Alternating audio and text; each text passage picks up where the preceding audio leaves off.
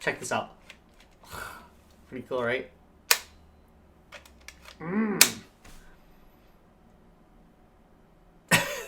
They'll be flagging this video for sure.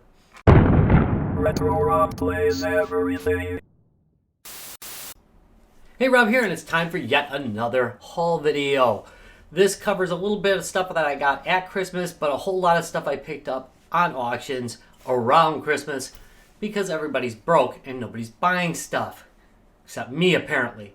So I got a lot of fairly good deals here. I'm not going to mention the prices too much. Most of them I bought in lots, so it's kind of hard to break it up. But anyway, got some cool stuff, and I'm going to show it to you. Let's start with Intellivision. Last time I did a haul video, I ended up talking about how I picked up an Intellivision again, an INT3. That thing's beat to crap and going to take me a while to fix up. It does work, but the controllers are crap, and it is missing some parts. So I didn't really want to wait forever to get that done, so I picked up this Intellivision 2. I got into a lot. It wasn't known whether it was working or not. It is working. I got a power cord for it and hooked it up, and it worked just fine. Tested it with a few games. The controllers are actually great, even though this one looks a little wonky. Also came with it was this, which is the Intellivision Computer, which is kind of a rare event. You usually don't see these. A lot of them broke. This one is too. So it was sold as is. I got it cheap. I'm not real worried. The entire lot actually was well under 100. I think it was more towards the 50-60 mark. So it ended up okay. Half of it worked. If I find another one of these computers without the keyboard, I'll just take this keyboard, which looks pretty good. And honestly, the frame on it is in good shape, so I could find a yellow one and exchange it for this cover. Anyway, more. I got games. Let's start with the games for the Intellivision. Demon Attack. Yay! I love this game. I also have a free version of it that I got as well. By free, I mean just laying around. Unfortunately, no inserts. If it did have them, this doesn't have it. But it did come with a manual, so there's that. We got Major League Baseball. Again, I'll show you the front.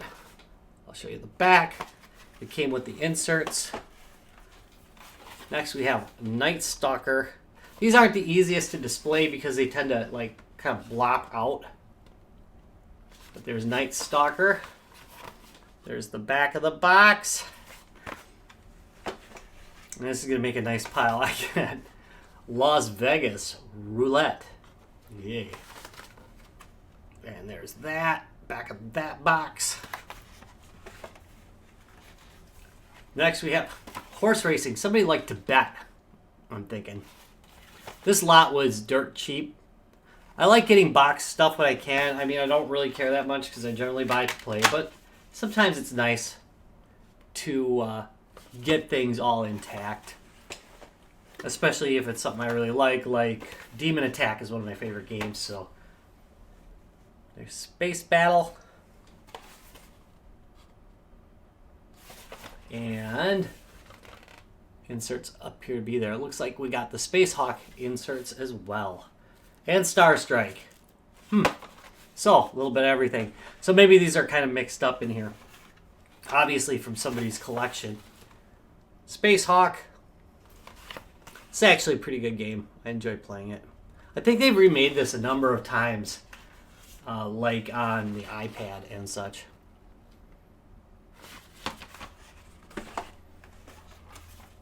Star Strike in box.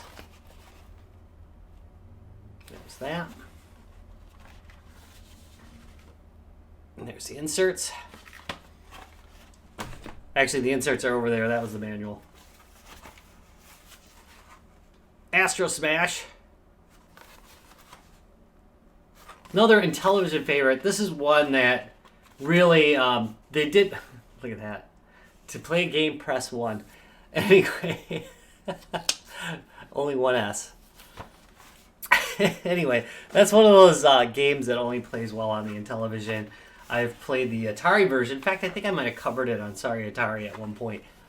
And it's terrible on the Atari, but it plays great on this. It's one of the best games for it, and I really enjoy it.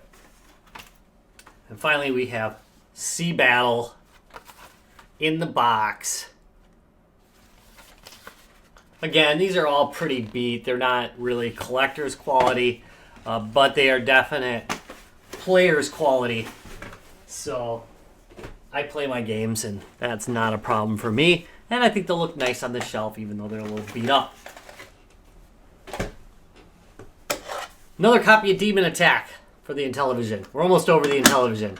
NFL Football. Triple Action. This is actually pretty good. Another Star Strike. Another Space Hawk. I'll go through this quick because there's a lot of repeat here. Armor Battle. Really good, too. True story, I almost picked up Triple Action again because I didn't realize I got it in this lot. I went looking for it. It's like, come on. Space Battle. Space Spartans.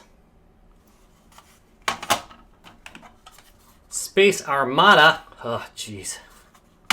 And finally, Q*bert. A lot of these did not work in the Intellivision 2, so I'm kind of curious to see if it does work.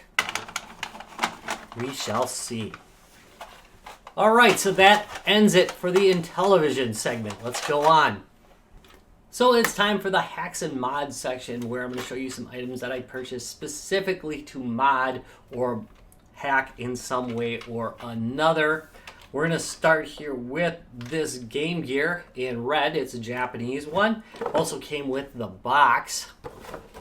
The importance of this one is that it has been recapped. Now, you may know that I've had a couple other ones.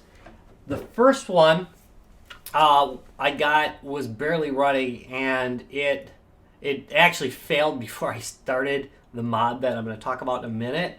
When I opened it up, it had been worked on already and not very well. They had made a mess out of it. There was some there was some significant damage to the traces, and they just kind of wired it up. It was not pretty. So I decided to just let that one go, because if I would have done the mod to it, it might have looked okay for a while, but it never would have been stable. Then I got another one where I purchased that one off of eBay, and they claimed they had recapped it, but I didn't look at it for a couple months, and when I opened it up, they had basically just reflowed it. It had not been replaced either. It looked like crap. It wasn't very good, and I think I showed that one on a Guys, Games, and Beer episode, and we talked about like what a hack job they had done on that. It was really bad. So finally, I get to this one, and the guy who sold me this one had actually shown the work on eBay. They showed a picture of the inside with the caps all laid in. Sure enough, he did do a really good job, and I did open it up, and of course I did modify this. Now, the mod that I did to this obviously wasn't redoing the capacitors. I really just, after the first two, didn't feel like doing it anymore. But anyway, what I did do is I put a LED backlight into it, as opposed to the original one, which is basically a fluorescent tube, and it looks really good. But the most important thing that this mod does is it about doubles the battery life, and if you know Game Gears, they really gobble through the batteries. By the way, the game here is Rystar. So I really like this mod. It was easy to do. It only took about an hour and a half, and I'm kind of meticulous about these things, so well worth doing. If you ever get a chance, definitely do it.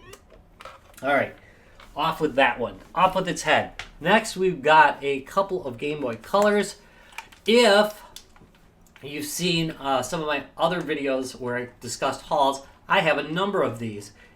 Two of them I did the front light mod on. Actually, one of them I took pieces from to help fix the other one for the front light mod. But the front light mod looks like crap. Honestly, I'm still waiting for some resistors to come in to try and make it look better. I'm not happy with the results. So I went ahead, I bought these These are real ones, by the way, and you know how I am. I get all goofy about them being fake, too. I don't mind fakes, don't get me wrong, but I'll call something a fake, like, maybe when it isn't.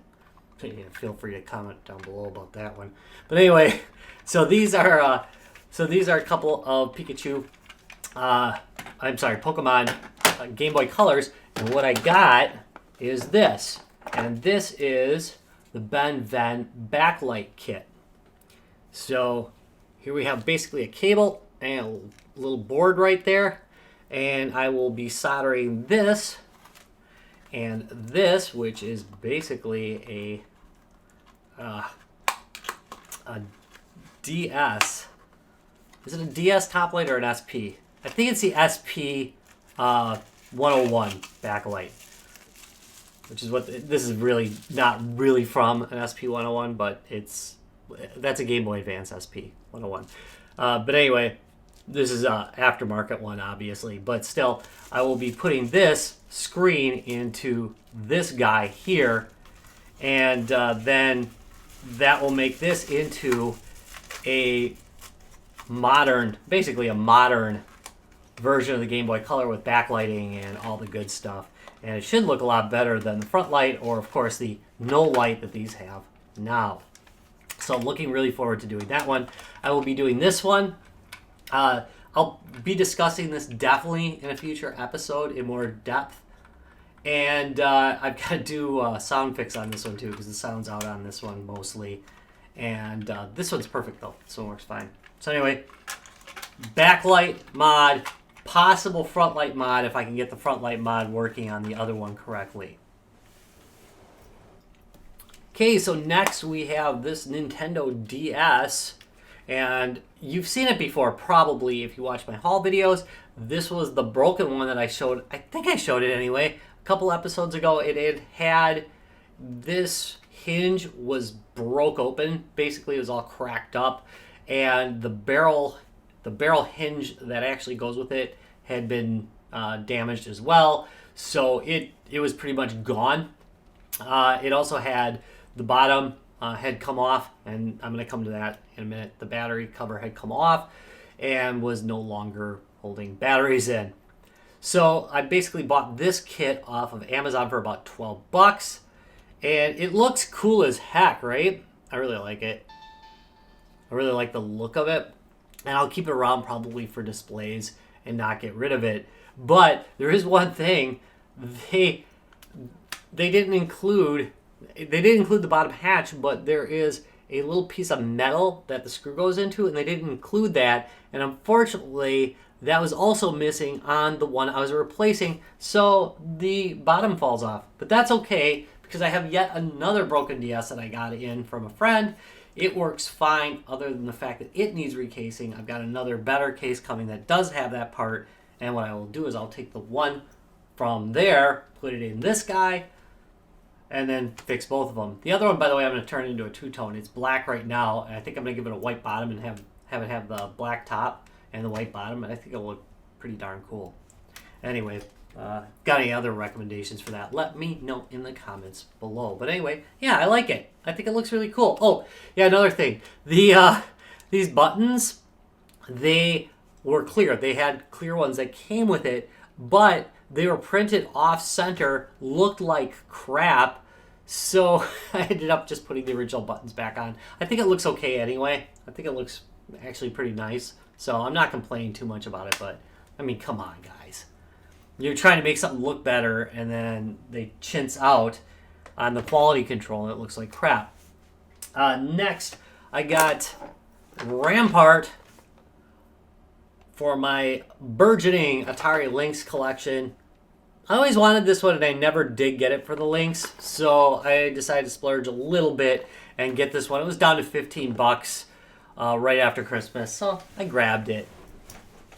Okay, I've got one more big thing to show you, and then I've got some Christmas gifts that I got that are pretty cool that I want you to see as well. Be right back. What I have here is a component switcher from Extron, and what it's for is, well, basically component output switching, but you can definitely use it with composite connections with a few minor modifications. Actually, I don't have to do anything permanent to it. I'll obviously all this is signals being sent, so all I have to do is make sure that I can plug the composite signals into the back of the device, which I do with these little adapters right here.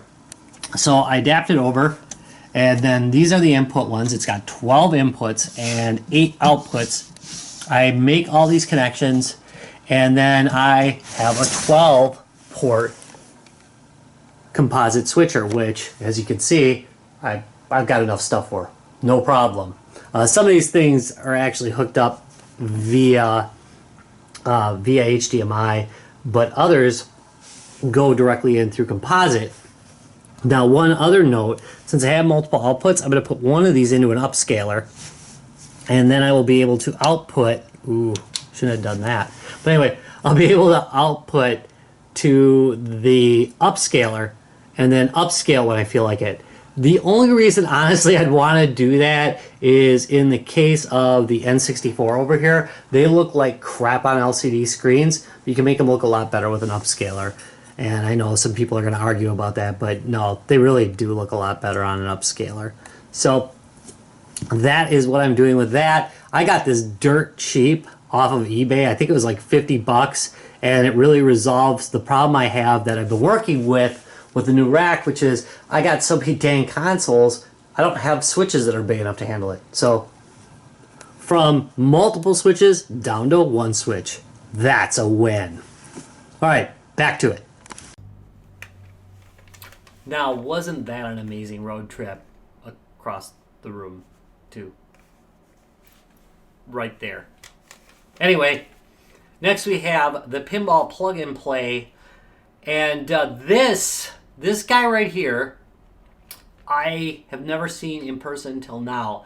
It was at the Goodwill auction about a week or two before this was recorded. It took forever to get here. It is pretty rare, honestly. It's not like super rare or anything, but you don't see them very often. I was all thrilled because I think I got it for like $4, but then of course, like $7-8 shipping. But anyway, I'm still happy to have it, but it's pretty cool. It's got a little plunger here, and then it has, the flippers and flippers up top. I'm really, really super excited to review this, and I definitely will be covering it. But till then, look at that. That is a beaut. I really do like this as far as plug and plays go. So happy to have that. All right, we are almost to the end. It's time to cover some Christmas stuff that I got. And then finally a gift from a friend of mine that just keeps giving. So I just want to show you it because it's something neat. And if you have a 3D printer, you can do it yourself. It's just something he came up with. Anyway, got Mario Kart 8 Deluxe for the Switch. I've really been enjoying the Switch. I know that a lot of people get all, kind of flustered about the whole NVIDIA thing, no Shield 2. Instead, we got the Switch, but it really is a good console. I thought it would do well, and sure as heck it did, so it makes me feel a little better about my predictions, which almost are always wrong. Zelda Breath of the Wild Explorers Edition. Sorry, Ryan, I still have not played it yet. I just have not got around to it. And that's mostly, it comes with a bonus Explorer's Guide and map. I haven't opened it yet, so I'm not going to open it here. Sorry. But the reason why I haven't been playing it is because I've been playing Xenoblade Chronicles 2. I never played 1, but boy, I like 2. It is really quite good. And it came with, I did open this, so fair enough. Sorry the game's out and about because I've been playing it. But it came with this this giant art book. I'm generally not an art book person, but pretty cool. I really like it. So I don't buy the Look how the light goes. Anyway, I don't buy the don't stay like that, please. Oh, okay, good. I generally don't buy the deluxe versions of this, but I really wanted this game, and I thought it was really interesting, so I went with the deluxe on this one, and I'm pretty darn happy. This box is huge. It goes back to the old school. And then it came with a CD, a music CD, I assume. I don't know. I haven't even looked at it because I don't know. I probably got a USB CD reader around here, but I don't have like one in any of my computers or anything anymore. And then it came with this tin. Here we go. The official unboxing of deficit disorder. Attention deficit disorder. Couldn't even complete that. Bad. I quit making that noise too. You know, I keep trying to get rid of like my bad vocal habits, like, you know, like the ums or the or saying actually, and they just get worse. I just come up with new ones to add. I'm just gonna speak in like that click language. Another year, it's gonna be over. It's gonna be like, what happened to Retro Rob Station? Well, he just quit being able to speak English at all. Anyway, my buddy Tom, if you watch Guys, Games, and Beer, you've seen him around. He made these for me. He made them for himself too, but he made me a bunch of these. And what these are is they are for hanging your handheld game systems from the wall. So basically, this goes up against the wall with 2 screws, and your game system can just sit right there. And it's nice for when you don't have a lot of room, like in here. Actually, it's a pretty big room, but it's a bunch of junk. But I can hang like 3 or 4 of these, and I can get spaces for 3 or 4 of these. In fact, I'm going to ask him to make me another one. He made me 5 of them, and I used 2 in the bedroom for my GPD stuff, and I can just set them right next to the bed, and they don't fall off the nightstand anymore like they were prone to doing. I had problems with and got made fun of a couple times for. But anyway, so these are really cool. They are 3D printed, so you can definitely find that online. And if you're really interested in it, I will ask Tom for the 3D file for these, and I will link you up to them if you're interested. All right, that is it. That is my entire post-Christmas haul, first haul of 2018. Really excited. There's a bunch of stuff here to review. I am finally winding down on my Amiga review. The saddest part of it is it really isn't because I put so much effort into it necessarily, but it's just been backburnered so many times. But it's getting really close to done now. It's hilarious because I start out with long hair. I've got long hair when I started covering it, when I did the unboxing. But anyway, the Amiga thing is coming. It's on its way soon, and you'll probably see it within the next week or 2. Thank you very much for watching. If you enjoyed this video, do me a big favor. Give me a thumbs up, subscribe for more, and tell your friends. Tell them to subscribe. Bribe them with candy. Don't drive a van when you're doing that. Bye.